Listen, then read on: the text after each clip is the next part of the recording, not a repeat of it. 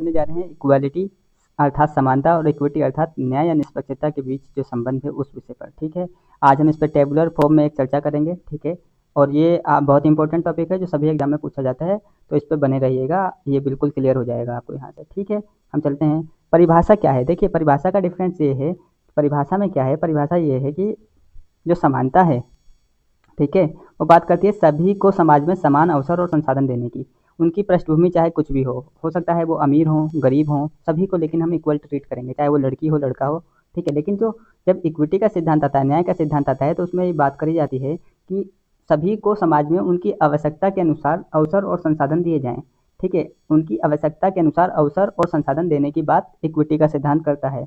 ठीक है, अब यहाँ पे प्रिंसिपल अगर देखे जाएँ तो सभी के लिए समान नियम होने चाहिए, ऐसा समानता का सिद्धांत जो है बात करता है कि समाज में सभी के लिए समान नियम होने चाहिए। लेकिन हम इक्विटी का सिद्धांत या न्याय का सिद्धांत जब आता है तो उसमें हम बात करते हैं हर किसी को उसकी स्थिति के अनुसार मदद देनी चाहिए, या सबके लिए जो जिस परिस्थिति में जो व्यक्ति रह रहा है उस अनुसार उनके लिए नियम बनाने चाहिए जिससे एक्चुअल में जो इक्वलिटी है वो स्थापित हो सके। ठीक है, तो ये हो गया। आगे देखते हैं दृष्टिकोण क्या है।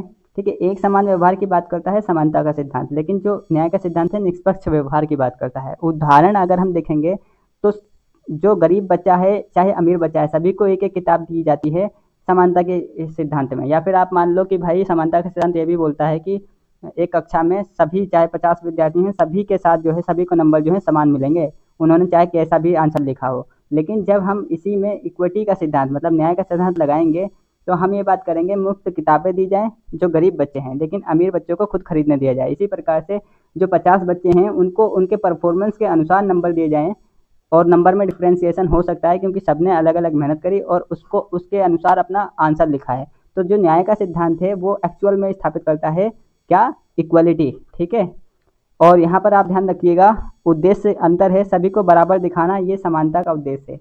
इक्वलिटी का उद्देश्य क्या है? सभी को बराबर दिखाना।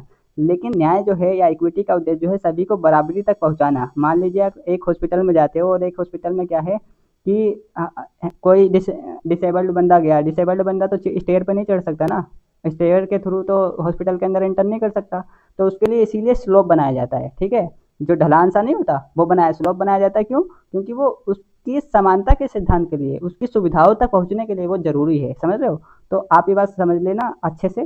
ठीक है, और मैं आशा करता हूँ ये बिल्कुल अच्छे से समझ में आ गया होगा आपको दोनों में डिफरेंस, और बहुत इंपॉर्टेंट है, एग्जाम में आते हैं इसका डिफरेंस आता है, इंटरव्यू मेंस तक में ये अच्छे से पूछा जाता है। तो आशा करता हूँ आपको समझ में आया होगा। अगर वीडियो अच्छी लगी हो तो सब्सक्राइब कर देना channel. Thank you for watching this video. Thank you so much.